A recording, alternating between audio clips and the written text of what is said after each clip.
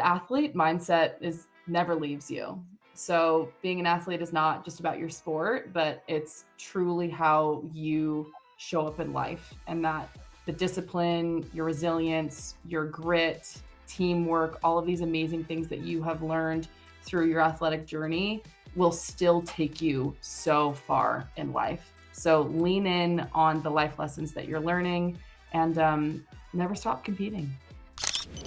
Be the story. I'm so excited. We have a very special show. Keith, my guy, it's great to see you. Excited to see you, Jay. And I'm so excited. We have the one and only Sarah Lauren, consulting coach extraordinaire. Welcome. Hi. Thank you guys so much for having me today. You know, we're excited. I don't know about Glad Keith, but I'm really excited. Yeah, I'm always excited when we get great guests on this show. Top-notch quality. This is continuing a good tradition. What made you get started? What made you say, hey, this is what I want to do? Yeah, I knew from a very young age that my two biggest passions in life were people and sport.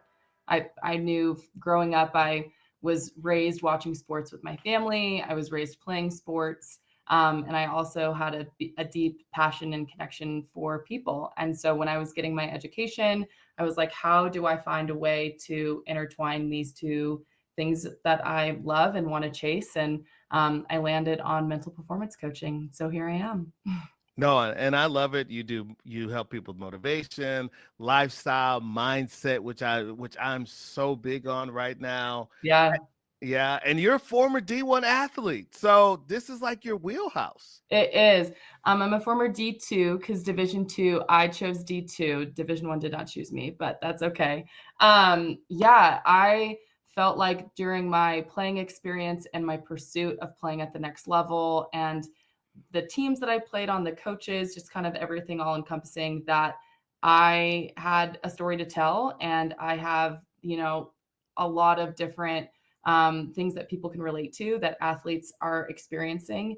And when I finished my career, I was shocked about what that transition was like and really found a niche that needs to be talked about more, and something that I think that we will be diving into a little bit later in this pod.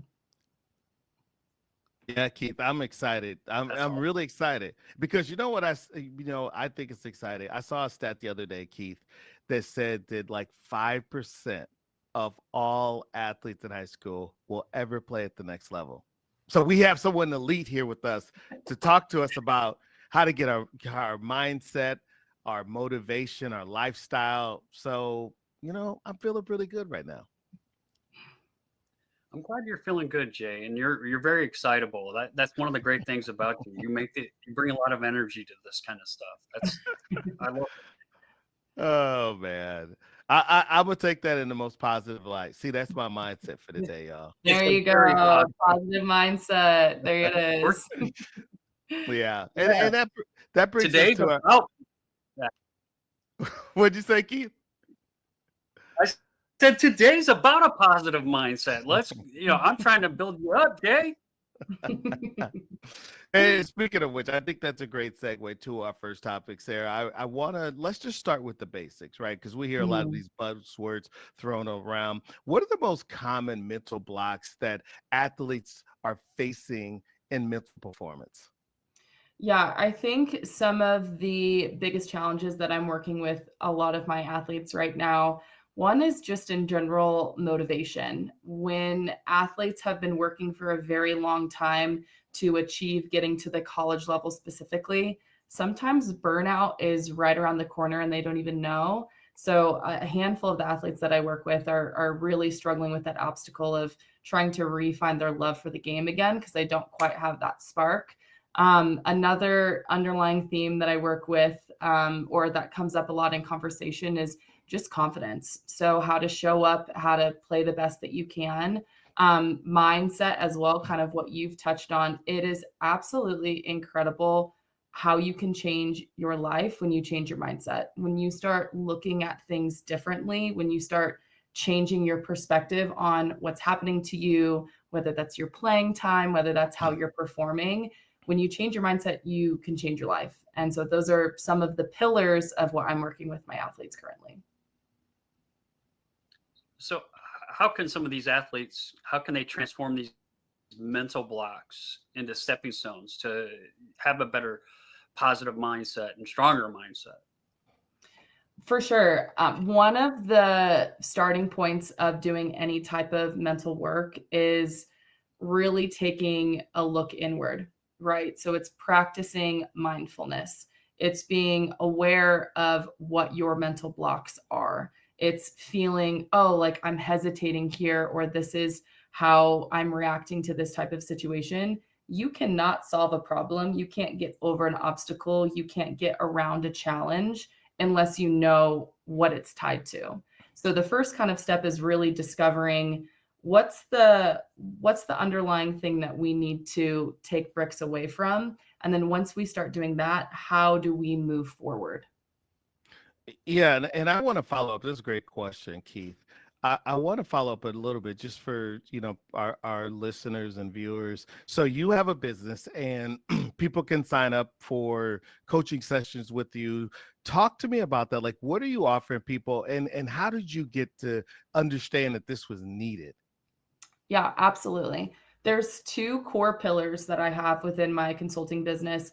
One is truly peak performance. So it's current athletes who are struggling to achieve their greatness, right? They're not able to go ahead and put all of the pieces together in order to be performing the way that they either know how to or breaking through that boundary of really getting to the next level.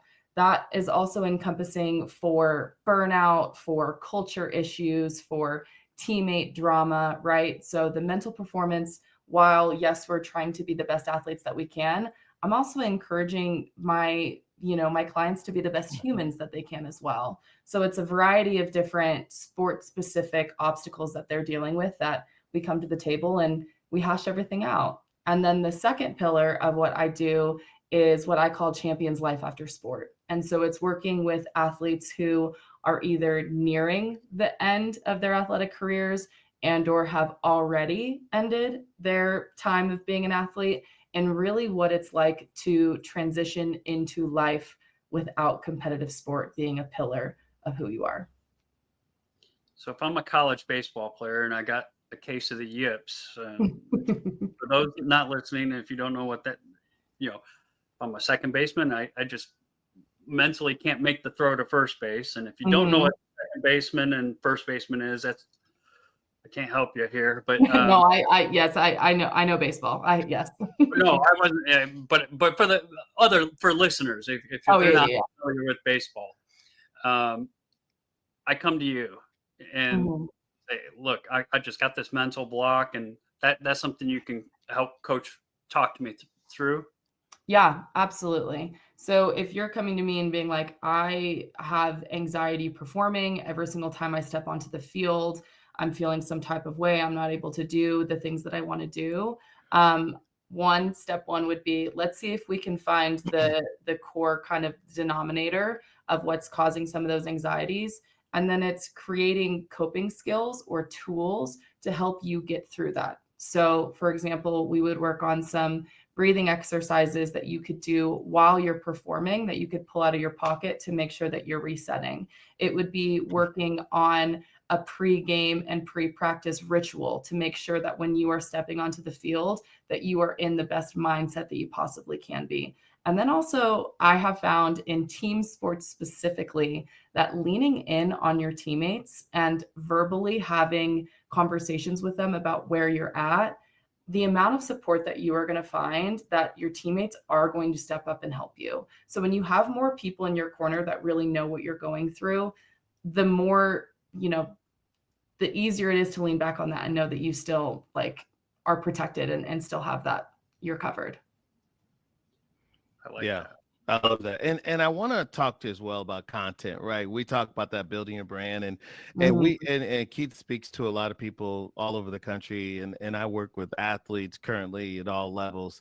And so one of the things that I see in terms of mindset is just getting started is so hard for so many mhm, people. And I really wanted to talk to you because, I don't know, I'm a big believer and it's a hot take that a lot of times your mindset is either a reflection of what you got as a child or what you didn't get, right? Like mhm, someone like myself, and I'm not an expert, so that's why I try to talk more about myself and less from an expertise. Is mhm, that like I think what happens is like for me, I was fortunate. Like I had parents who let me fail, who let me make mistakes. We went outside and played, and I just to this day will try things like Keith and I doing this show and just like, hey, Keith, let's do this new live show called Brand&Athlete. And let's do, later, a coffee with Brand&Athlete, a live show. No one may possibly show up. This is real. mhm, And I called Keith, and Keith is an OG, man. I have to be honest. He's like, yeah, I love it. That's great. Let's do it. I mean, but I think it's his mindset. And I mhm, think I have the mindset, and I want to talk to you as the expert because we have it. And I can understand that people struggle with it because I hear it a lot from student athletes and mhm, even people who are just content creators. Like they're just scared of just failure and just getting mhm. started. Yeah. What is your take and how do you help people with that? Because that's also mindset, kind of like the Yitsies that he was talking about with the same. Yeah. Well, I do want to start off by just addressing that fear of failure and honestly even sometimes fear of success are really things that can limit us from taking that first step and pursuing, the things that we want to pursue. I think specifically with some of the athletes that you guys are working with of, hey, get online, start creating content, build your brand, like reach out. When we are scared of failure, we are automatically shutting so many doors of potential, right? And you never want to do that. We always want to say yes to opportunities. I said this out loud the other day, and I had a woman look at me and she said, and this is why you're going to be successful.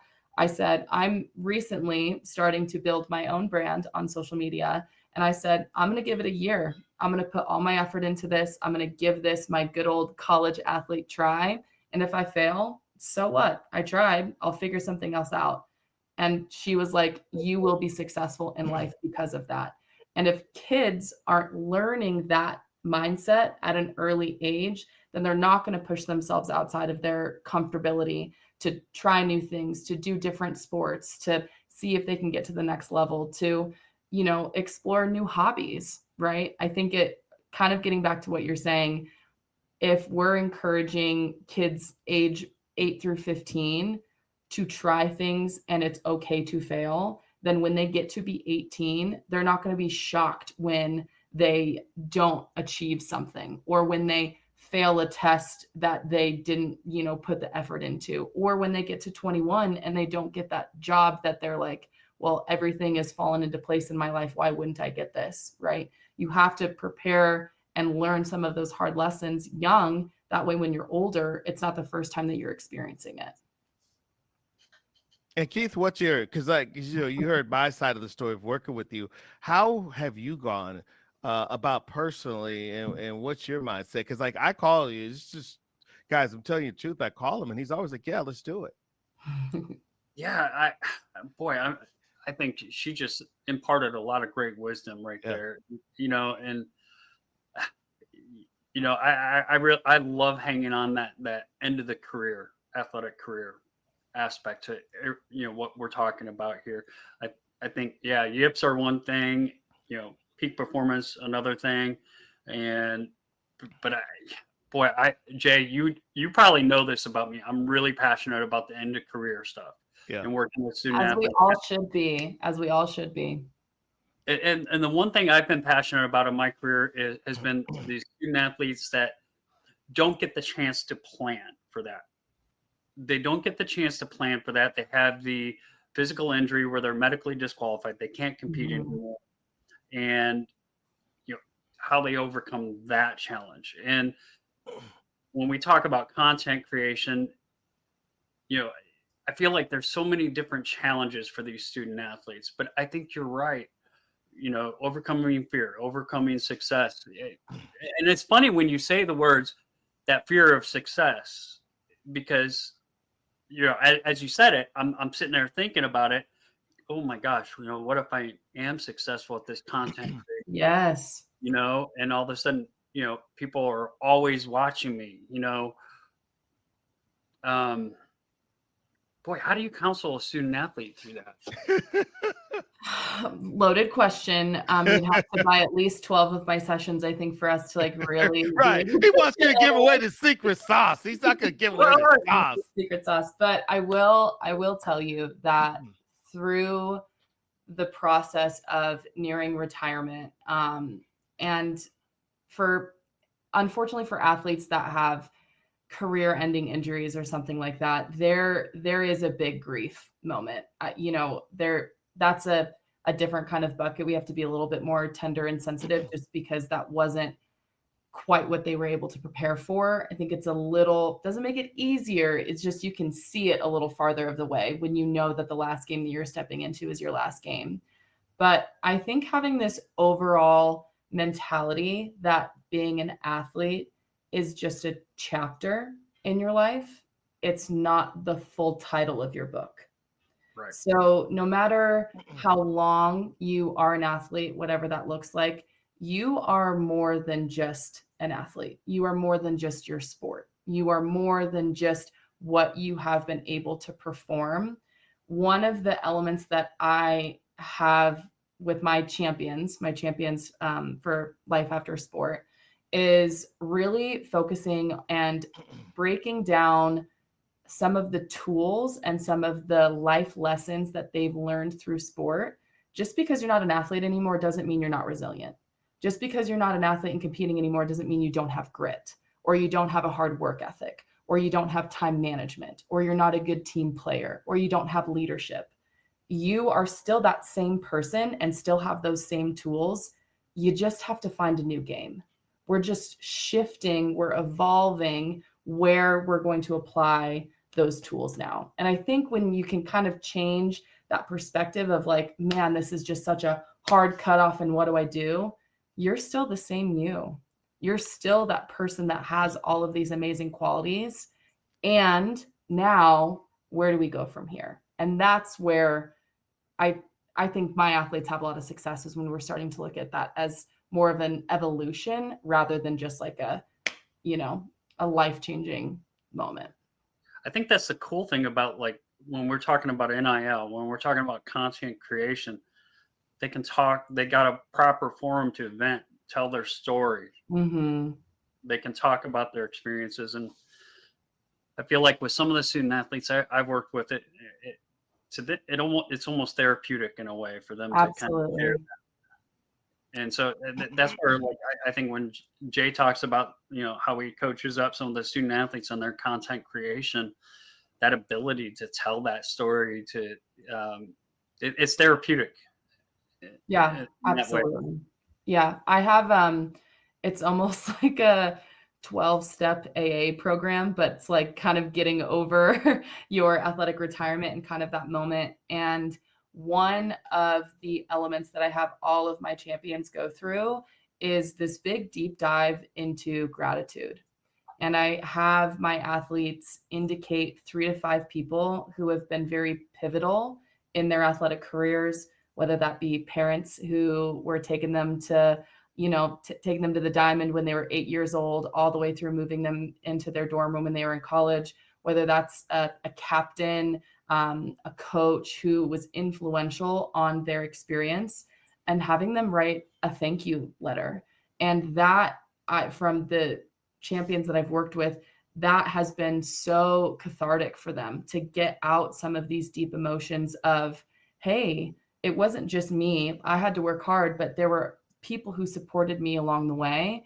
And when you have gratitude at the center of what you're doing, or the center of your mindset, life seems a little sweeter. And so it makes that transition not quite so empty, not quite so mournful, and really like, how beautiful was this? How wonderful that we got to kind of do this together. I love it. Yeah, and I agree with you 100% on the gratitude. I think that it's probably one of the most undervalued and underrated things that in our culture today. Mhm. I want to circle back to about something you're saying because I think you brought up a great point. I didn't want to interrupt, and you're talking about the skill set you have as an athlete. And I Yeah. think one of the things, again, I always try to just talk about me because I haven't gone to school. I don't have the certificate. I'm not a life coach. But one of the things that I found is just having positive self-talk, which Oh, is something that you have, right, as an athlete. But that's transferable. So if you follow me online, I'd like to put out more, but I try to give people positivity in the world. And part of those are just the thoughts that I have in my mind. mhm. Right? Like I literally wake up every day thinking the world is here working in the best order for me, right? To be successful. And I think if we start, and those are things I thought as an athlete, and it's just taking those things because you hit it earlier. And I think student athletes and athletes have that skill already. It's just leveraging it in other aspects of your life. And I think what happens is where the fear I found and other people have come from is they're scared to fail. But I think for myself and others, the confidence comes from I know that if something goes wrong, I have the ability to quickly change course and fix it. Mhm. And I think athletes do that as well, right? That's why you're not afraid to compete because even if the game doesn't go the way you thought, I trained enough that I can Mhm. go with my coach and we can make some quick in-game decisions. And I think that is a very big skill that we have as athletes that I think is transferable to content creation. I see Keith's looking at me crazy right now. No, no, I don't think that's crazy at all. I think this whole idea of identity, who they are, while they are playing, to when they're who they are when they're not playing, to I think even there's a identity that's a little bit different to who they are when they're playing versus what their identity is online, and sometimes there's even a difference there. Mhm. So when we're talking about this whole idea of content creation, telling your story, and different things like that, how do we get student athletes to best tie all that in? Because I think student athletes, they're passionate, they're hardworking, they're grit. There's so many positive aspects. How do we get it out of them? Because I think there's a lot of great lessons there. Yeah, absolutely. Jay, two things that you said that I would love to circle back to. One is the self-talk, and then two is the concept of rebounding from failure. So our failure response. Yeah. Because once we kind of get over the fear of failure, you will fail. Once you get over the fear and you start putting yourself into situations where you will fail, you will, right? And that's how you grow and how you learn and how you rebound. And so that's, I think, a very pivotal thing. And something online, I'll post a video that I've worked 3 hours on that I've been thinking about for 3 weeks. Yeah. And I'm like, when I post it, I'm like, pure gold, and it gets 250 views and 4 likes. That's can be looked at as a Yeah. failure, and then you move right along and you learn from it. Okay, well, that obviously wasn't absorbed well, so I'm going to change a little bit of what I'm going to do and shift. So I think that the failure response that athletes need to, I think, develop just kind of in general, can be applied very easily to what happens on social media. Because not everything that you push out, unless you have 1.5 million followers that are constantly engaging, and it takes a lot of hard work and effort and intentionality to get to that type of point or get to that type of following base. You have to be okay with putting things out in the universe and saying, okay, if people aren't going to grab onto it, like, I'm just going to move on. And then when we're talking about self-talk, I love that you wake up and are like, the world is on my side, and just have this overall positive mentality. I think there are a lot of athletes out there, unfortunately, who don't have that type of positive halo almost that they walk around with. I think some of our athletes, especially some of our younger ones that had to, endure the pandemic in that elementary or that middle school time where they were Sure. really missing a couple of those malleable years with friendship and developing and stuff like that. I think self-talk can get pretty negative. So something to work on is indicating and recognizing when your self-talk is not great. Yeah. And how are we shifting our mindset to like, oh, that wasn't a good thought. I use this tool with my current, I coach, I also coach volleyball in addition to what I'm doing. So I'm actively coaching a club team right now. And I call it, we're either cashing it or we're trashing it. Yeah. So if you have a thought and it's something that's positive, like I'm amazing, I just did that great, that was awesome, you're going to cash it. You're going to put that in your little bank to keep you positive. If Yeah. you have a thought that was really bad by me, I'm not doing very good, and we're going to trash it. So very simple things like that to keep your mindset moving in a positive direction, because positive psychology is real. When you think things or when you speak things to yourself and you genuinely start believing them, your life will move in that trajectory. Yeah. So And I agree. And I want to piggyback on that and just give people as well, because I always just try to keep it real. Like, I think, yeah. again, on social media, people just give folks the highlight. And one of the things I've learned is that a lot of times in our lives, you've probably got somebody who's Debbie Downer, who's negative, who's calling you with all their problems. Like, I have a thing with my friends, and it's like your life is like a garden, and you're gonna have to weed it back some so that you can clear out the weeds, so that all the nutrients, the sun, go to the plants and not the weeds. So here's my literal saying: I'm not the police. I'm not here to solve everyone's problem. You could call me with the problem. I'll give you 2 times. After that, we got to get to solving the problem. Absolutely. And I'm just keeping it real, because what'll happen is you have to protect your energy, because what'll happen, and all of us have these people, and they might be the people closest to you. And the reason why I'm saying this is I think that's the thing that we can give people. I think you have a great philosophical execution, and you have a great strategy and tactics that you're walking people through.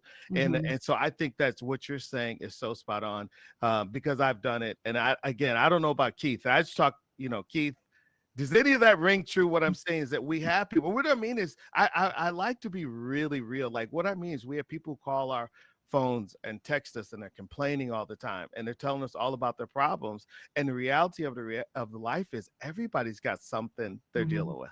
And I don't know a friend who has a perfect life. I'm just being honest. I have some successful friends. Yeah. I call those energy vampires when I encounter them, and they could be friends or family, either way. But yeah, you steer clear of the energy vampires. You give them 2 calls, Jay? I try to be nice. You know what I'm saying? And I listen, try to be nice. Jake throwing since it's Saturday Night Live's like 50th anniversary, and him throwing out the reference to Debbie Downer. I mean, that takes me back with the SNL days. It was a good one. It was a good one for sure. But Sarah, what are your thoughts? And because does that sound reasonable, practical? What are my thoughts here? So in true working through your emotions or any time that we have negative ones, 1, it's indicating that they're there. And 2, it's actually a really healthy practice for us to vent.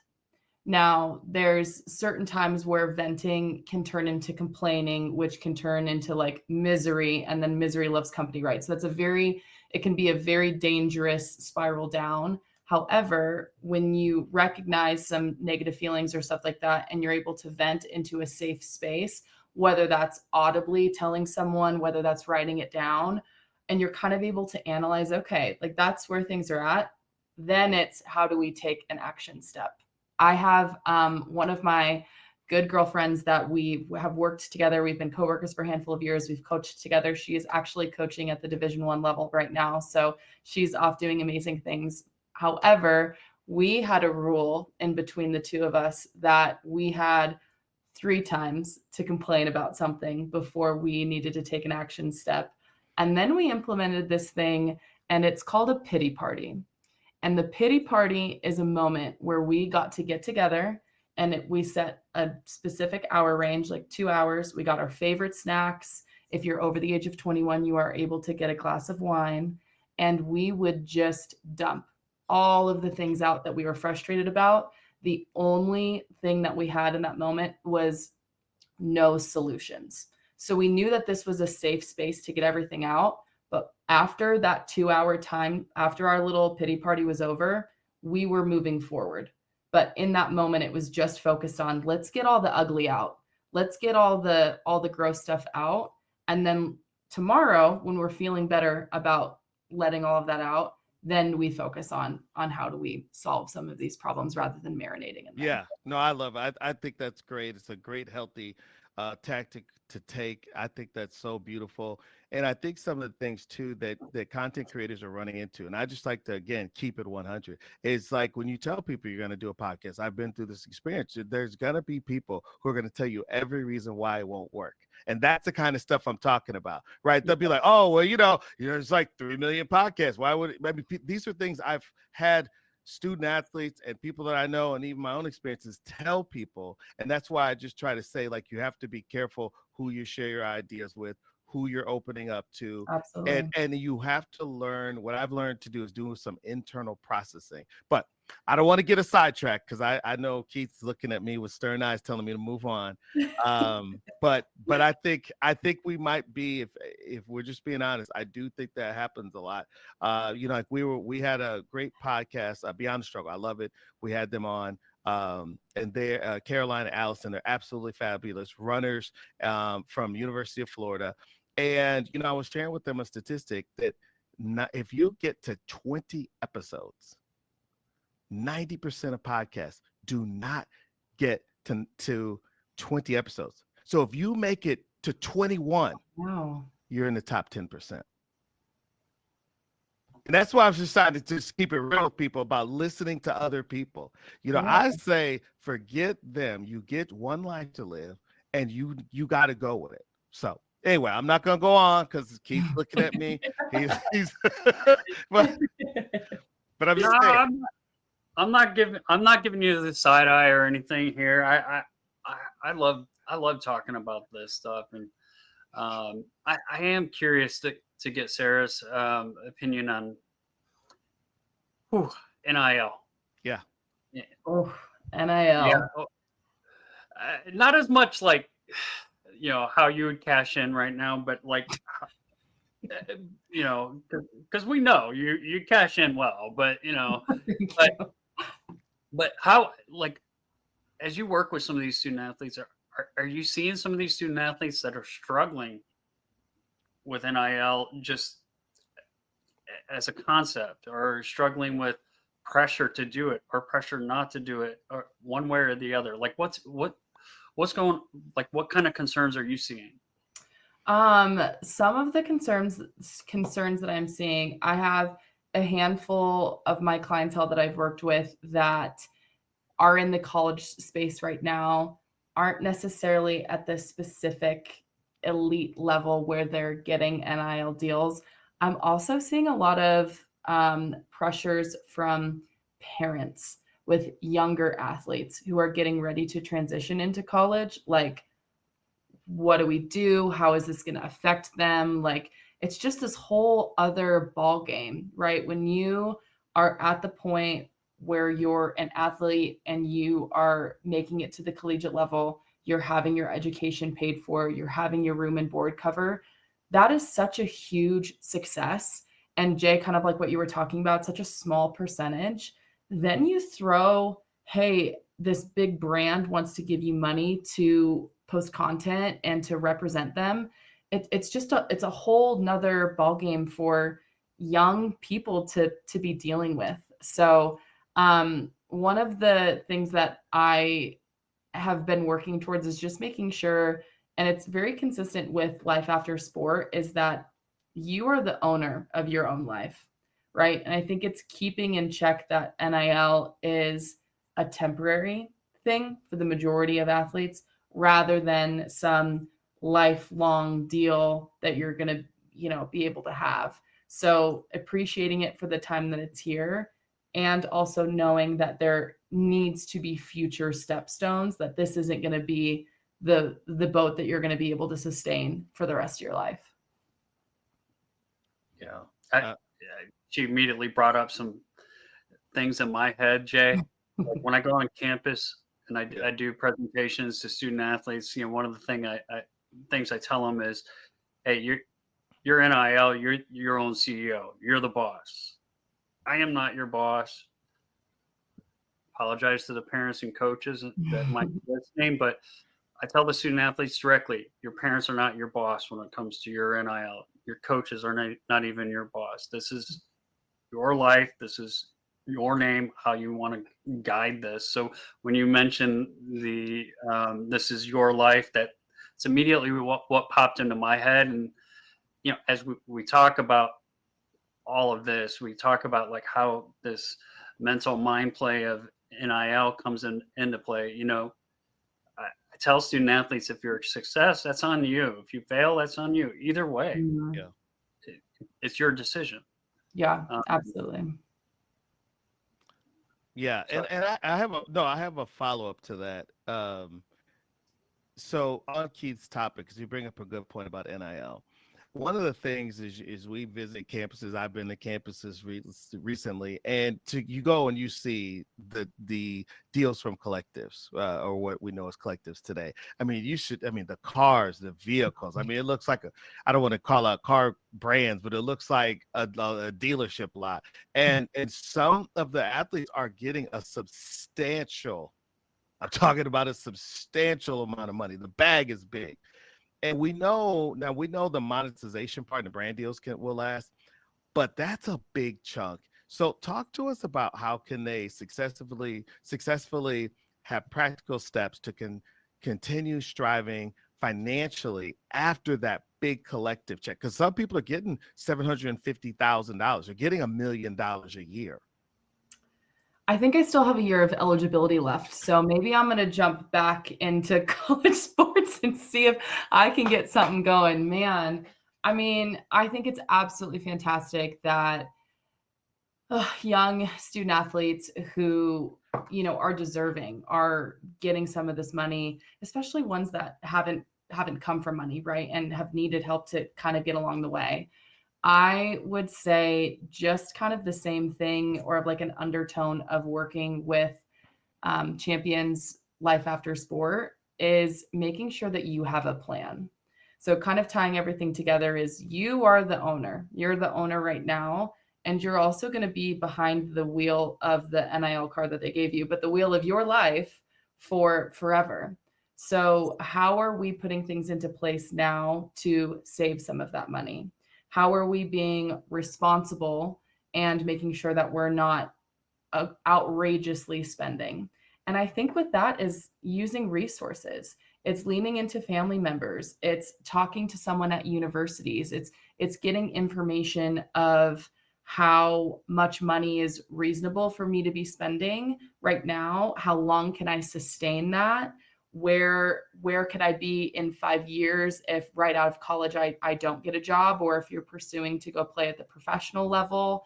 I think it's planning, having a successful plan in place. And there's one thing about planning, and then there's one thing about following the plan. So it's one thing about setting a budget, having a reasonable expectation, and then one thing about like, I'm actually going to listen to the steps that I put down on paper and try and, like, if you have any financial goals, like actually taking those steps, not just keeping that on a sticky note next to your, computer or something like that. Jay, not to contradict you, but I think when we're talking about collectives and those huge payments, we are talking about a smaller percentage of the student athlete population. Yeah, no doubt. So like when I visit campuses, and specifically when I'm visiting smaller campuses, that same type of planning for finances and oh wow, what am I going to do with all this money? Oh, poor you. That's really not the concern. But what I see mentally with those student athletes, where they're at schools, they don't have collectives. They don't. I mean, not even their highest, student athlete, is receiving anything. What I see more from that mental minefield that is there is, I'm not good enough for D1, or I'm not good enough, for a collective deal, or oh, woe is me, okay, picking yourself up by the bootstraps, and okay, how do I make? I have an opportunity as a student athlete right now to do things with my name, image, and likeness that, 6 years ago, 10 years ago, student athletes across the country, they weren't able to do. They weren't Mm-mm. able to, just bringing it back to basic, going on Facebook and saying, hey, my name is Keith Miller. I'm a college baseball student athlete. I'm, open to giving some baseball hitting lessons or something. 6, 10 years ago, couldn't do that. Yeah. Yeah. I mean, Well, just it's a basic, but the collectives are great. That big money's great, but we are talking about a relatively small population. So I want to make sure we're covering, all these small school student athletes yeah. that don't have that opportunity. And you bring up a good point. Because there's a range, is what you're saying. It goes Mhm. from junior college. Because I think on average, it's the D1, which is what people focus on. I think the average is around $90,000 of a collective payout. Like, for example, I was talking to a coach recently, and this is a women's softball team, top 5. The coach lost their player, and this softball team is paying $50,000 for women's softball out of their collective. I don't know about those figures. I'm just telling you what people are saying. So I mean, even if okay, so it's not to dispute. I'm saying $50,000. Even if you're making let's say you're making 90 Power 5 football, basketball or football, it takes a lot of people a long time to work to those numbers. And I'm only talking about the reality of it is because I think there can be, whether you're getting or not, we hear these numbers thrown out. And I think you're right. It does make people feel who aren't getting the money that like, I'm not up to par. The people who are getting it, if they stop getting it, then it's like, well, I was making 90K. So that's kind of what I was saying. I'm not saying that all these, because I haven't seen people's contracts. I'm just saying what people have told me. Mhm. But I do think these numbers are creating what you're talking about, Keith, of these emotions, because we know the average American, for example, makes $52,000 a year. That's the average. That's the median, excuse me, income according to the IRS. So to your point, there is this huge opportunity to build your brand that you've never had to do before. But I do think that there is a bunch of angst to your point. I was just agreeing with you. But there's some big numbers out there though. I mean, it varies. It goes from not that much to a lot. Yeah. Yeah, no, definitely. I mean, because wasn't the kid from UNLV, Saluki, wasn't he offered 100K? I mean, that was at UNLV, which he didn't get paid, right? We know that because you and I had a whole episode. But I mean, that's what I'm just saying. I mean, like, we have to keep it real that people are being offered. We're not saying paid out. Yeah. 6 figures, and those aren't even Power 5 conferences. I think one of the things from the mental performance side or helping athletes like truly stay true to why they're even having these opportunities, it's because of how they're performing, and it's because of the teams that they're on, and it's because of the humans that they are, their likableness, all of those things that they're doing. I think it just gets back down to gratitude. So if you're that JUCO kid that is not at the level where you have brands that are on you and wanting to pay you, you're playing in college. You're probably staying in a dorm room. You're getting your education. Those are still fantastic things. Now, if you're a Division I athlete who for their first 2 years wasn't getting any looks, and now into their junior or senior season, now having all this big money come at you, still be grateful for your journey. Still be thankful for the work that you have had to put in because you've had to earn it. Just because you have gotten to a different, level, or you took a different road that might be a little longer and might have more eyes and money on you, doesn't mean that the road that I took to go play at Northwest Missouri State wasn't an awesome opportunity and wasn't the best thing for me. I love how she just touted her alma mater right there. Go Bearcats, a Wabab. Oh, I love it. Yeah. I love it. I love it. I think we need to talk about one thing before we get out of it. We got to talk about how you sustain motivation, right? Like, you're a content creator. So I follow you on TikTok, which is why I was laughing when you were talking earlier. I was laughing with you because you talked about spending hours on something that Yeah. although I haven't seen that because your stuff hits when I see it. Thank you. Yeah, but I want to talk about that, the motivation, because it is a little bit of a sludge to create content and to keep it going. I mean, I do think it is definitely work. I mean, Yeah. that's the reality. Yeah, absolutely. It's work, and to be honest, it's a mindset. That's as well as kind of what I think that has helped me really shift things is when I started to tell myself that I was a content creator, I started to do things to become a content creator.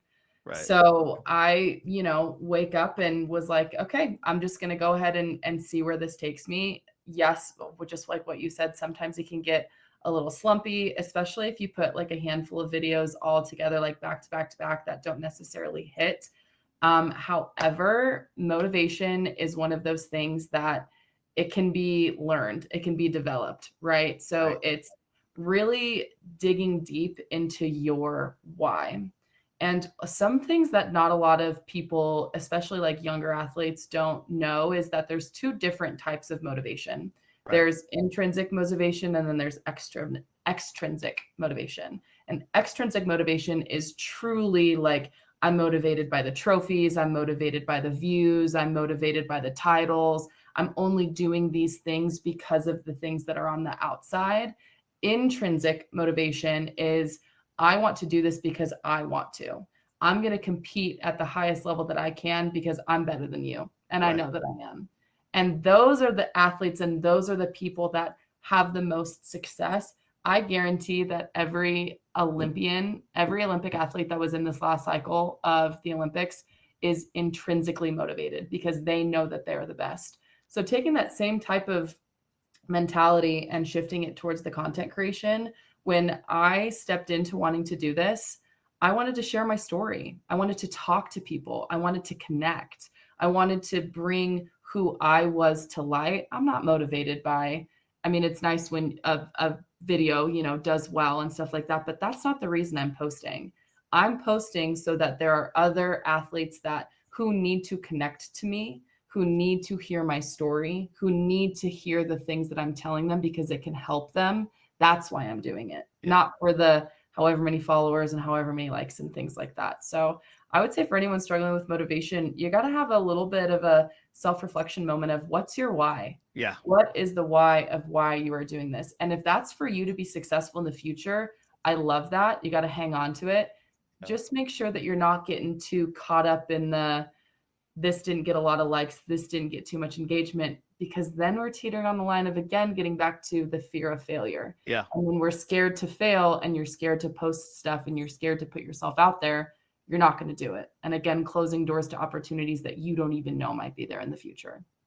Yeah, I think you're passion driven and why you're doing is so huge. I think you hit it right on the head because what I found is when you're creating content, you're really visualizing who your user is. Like with this show, we think Brand and Athlete, we came up with the show that everyone is a brand and they're an athlete, right? Usually people think the other way around. And our value is helping athletes monetize their brand and live the life of their dreams. So our content is around it. It's around delivering immense value. Like this show is literally like to the people who are having roadblocks. And one of the things that you said that I want to also piggyback on is, guys, if you're here, because Sarah just gave you a dime right here, and what happens is if you're hearing problems or obstacles that people like, she's telling you problems that she heard. So she created a solution, which is her coaching sessions. For us, every time, like a lot of these episodes, like this episode is based on conversations that I'm having with student athletes. And so Keith and I are talking because Keith's out there. He's about to go 3 weeks on the road. So it's like, yeah. So you keep hearing things, guys. So when we talk about what's our value and where does it come from, it's helping people achieve their goals and delivering value to them. And I think if we keep our eyes on our purpose and less on like I do get calls sometimes from parents like, oh, how do I get my child, like this athlete has 100,000 followers. So we're already starting off in the comparison game. And it's already, you see what I mean? Like we're That's already immediately starting already to the stats. Yeah, can't do that. and and so we're not purpose driven. I love that. Yeah, I don't like it when folks make those comparisons. I've got 10,000 followers. How many do you have? Right. Yeah. That's I might have 42 followers, but those 42 are the followers that need to hear my message and are the people who are going to benefit. And that I think also a perspective to have, and this could be because when I was younger, social media, I was kind of right on that crisp where, Snapchat and Instagram didn't really come to Yeah. fruition until I was in high school, is if I had 42 strangers come up and tell me, I like your outfit, Yeah. or I like that message you just said, I would be overwhelmed, right? And sometimes that just online doesn't hit the same way. And so having that perspective of no matter how many engagements, no matter how many views, what you're putting out there is being received by someone. Yeah. Yeah. No, I think you hit it really on the head, and I think to your point too, it's like the thing about the comparison game, like Keith was saying, hey, I've got X amount of followers. Like it's also we all know that the comparison is the thief of joy, Oh, because yeah. here's the other thing. Here's the other thing we all know. We have no idea what that person's journey was to get to where you're seeing them. You're seeing them maybe mid-journey, or maybe after they failed a bunch and they figured it out. Maybe they jumped on the platform early. You know what I mean? Maybe Yeah. there's a lot going on. Maybe they have an agency. There's a lot of things that are going on with people. So I've just learned you never know what's going on with other people. And I think I've learned through close relationships that like no one has a perfect life. And I think if we just get out of that mindset thinking, like we could each call the last 5 friends who called us, and they've, somebody's sick, somebody's, nephew just got laid off. Like everybody's got Mhm. something going on. I think if we, instead of focusing on like the brilliant thing you see them doing, and understanding that like everybody's going through something, I found that to be very helpful. And it also helps you stay grounded, right? And Mhm. so you're not searching for perfection. Absolutely. I love that mentality. I love that. That was good stuff. And she absolutely did just drop some dimes, as Jay likes to call it. I call it golden nuggets, wisdom. He likes to say dimes. Um, I'm speaking to my audience, Keith. Talking to my no, people. I'm talking to my tribe. uh, I keep preaching there, Jay. I love it. Uh, Jay, I think you and I have the same mindset, and I think yeah, Sarah does too. yeah, Like, hey, if I can talk, to a group, and I just change one person's yeah. trajectory just a little bit, mission accomplished. Let's Mission go. accomplished. Before we get out, I gotta ask you this though. What has been, Sarah? You're really successful on TikTok. You have thousands of followers. I don't know the exact number. This kid, I gotta tell you, she moonlights as a influencer. She's selling products on TikTok Shop. Yeah, I mean she's slinging. She's swishing and dishing, you guys. I'm Um, doing it. which is one of the reasons why I wanted to have you on, because you're a practitioner, right? You are counseling and advising people, and then you're also creating content. What's been the biggest thing that you've learned on your content journey? Oh my goodness. And this could be like a little interesting I don't think it's a hot take because I think a lot of people, Jay, we've actually talked about this before. Yeah. When I started creating content, the amount of support that I got from absolute strangers who were willing to jump into following me, who were willing to engage all of the ways that they can with my content, who are willing to buy products through my storefront to make sure that I'm getting commissions. I received more encouragement and support from strangers than I still have, honestly, from like real life friends. And I think I'm finally getting to the point where my like real life tribe is like, oh, you're doing some great things. And I'm Yeah. like, yes, I've been doing great things for a long time. You guys are just kind of late to the game. So, just a word of encouragement for anyone who's like nervous or is like, oh, I don't want to do this because it might be cringy. One, you got to get over the cringe. Once you get over the cringe hump, like life is great as a content creator there.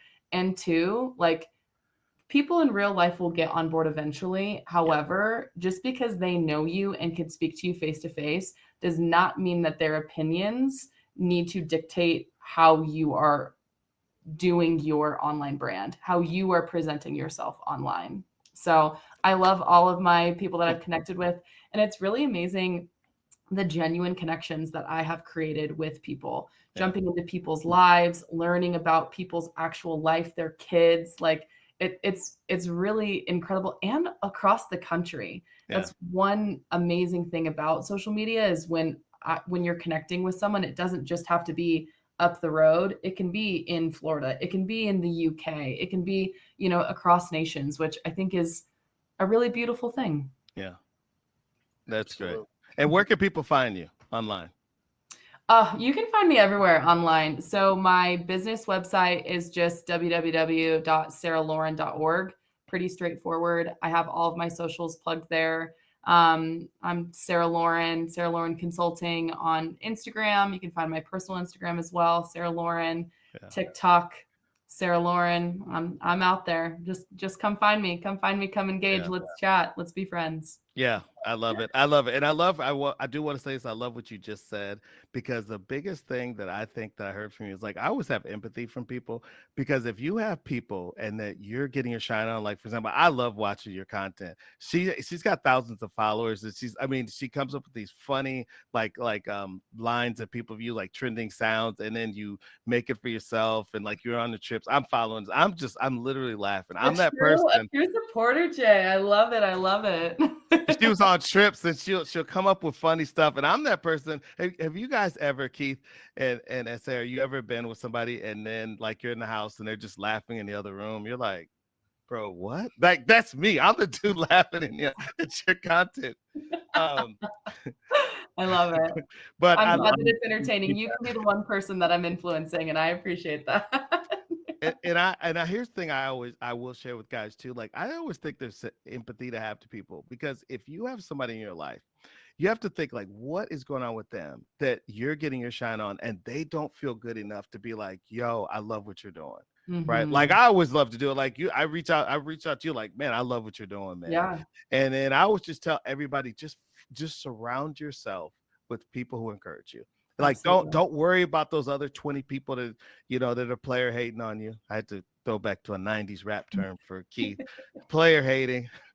Days of Tupac and Biggie and Will Smith. He probably listened to Will Smith. But anyway, I say all that to, I love your I love what you're doing, and I'm really so glad that you came on the show, and I really hope everyone follows you, because I think that you put out so much positivity into the space. Thank you. I appreciate it. This has been absolutely fantastic to sit down with both of you. I feel like I also learned some things about NIL, so thank you guys for what you are doing, what I think our brands kind of together of you guys making sure that athletes are set up for success with their brand and how they are presenting themselves online post-career, playing career. And then what I'm doing with making sure that in addition to what you're posting online, that your mental health is good, and making sure that you feel strong and steadfast with where your journey is going to take you after sport. So thanks for having me. This has been great. All right, before we go, we'll start with Keith and then go to you, Sarah. Okay. Motivation, piece of advice on this topic about mindset. Keith, you first. Sarah, I'm gonna give you a little bit of. I put him on the spot. I'm gonna give you a second. Okay. I'm ready for this one, Jay. Let's go. Ready for this one. You gotta avoid the negativity. I mean, I think we all got that one story in our athletic background where we had that one person kind of give us that negative feedback we had to overcome. I'm not going to shy away from it. I'll tell you mine. All right. I had a coach that said, Keith, the best looking people make the best looking student athletes, or best looking at, best athletes, because, you've probably heard this one, because they got the confidence. Miller, you're always going to be on the bench. Wow. Who says that to someone? That's brutal. Yeah. Not a good coach. Oh, yowza. Hey, it's all up from there. Wow. Oh, there you go. Man, I'm sorry you went through that. Okay. We have a family friendly show. Sorry. Yeah. Again, if you want to go ahead and buy a couple sessions, we can really. I know that's right. I have worked through that one. Yeah, I'm good. And I appreciate you sharing that, Keith, because I think that it gives, like, I think that's a great example. Seriously, right? Like somebody that's like, tried to, put a little something on you. Yeah. And you kept going. I love that. Yeah. Kept going, kept fighting. Yeah. I think that my sign off for this moment is going to be that the athlete mindset never leaves you. So being an athlete is not just about your sport, but it's truly how you show up in life, and that the discipline, your resilience, your grit, teamwork, all of these amazing things that you have learned through your athletic journey will still take you so far in life. So lean in on the life lessons that you're learning, and never stop competing. Ooh, that's good. I like that. Like that. What's yours, Jay? Yeah, what do you You got? know what? I feel like I did a lot during this show because I'm hashtag doing the most always. You Mine are. is, but I own it. You know what I'm saying? I own it. I Drop own it down, Jay. it. No, mine is it's really simple, man. Just surround yourself with even if it's one person, if it's zero, you're starting out today, like just take care of yourself, be Mm. kind to yourself. And if you start there, it gets better. And that's just what I would say. My Well, piece tell of me it. why I got chills. Be kind to yourself. I love that. Absolutely love it. All right, Keith. Man, I appreciate that. We're gonna take it. Keith always takes us home. I can't do it because that's like he does it. It's like our thing. So Keith, you have to close us out. And you also have to thank Sarah because she Cracking just that. yeah. Let's go. Yeah, I think this was a powerful session. When we talk about student athletes, we talk about NIL, we talk about content creation. There's a ton of different factors we can talk about. What I love about this show is we're not afraid to tackle a lot of different subjects. We've talked about everything from brand deals and working with some of those folks. We've talked to student athletes that have struggled. We talked with university professionals and what they struggle with. We're talking about a myriad of different legislative laws and different things going on there, but the internal struggle, that's a big one. That is a big one. And you don't even have to be an athlete to have that type of struggle. I think we all have those kinds of struggles. So I think today's show, super impactful. So if you're seeing this clip and you're thinking, should I watch this show? The answer is yes. You should watch this because there's some positive vibes here. You're going to walk away feeling a little bit better about yourself.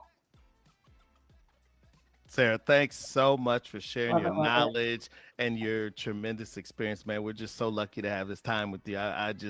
This has been a great, great show. I agree. Thank you guys so much for having me. It's been great. Hopefully this will not be my last time that we get to hang out together. Sounds great. All right, guys. Thanks so much. Thanks everybody for tuning in. We appreciate you. Click like, hit subscribe, let the algorithm, those computers know that we're doing a good job. We appreciate you guys and thank you for joining us on this journey. Till next time. Bye. Be the story.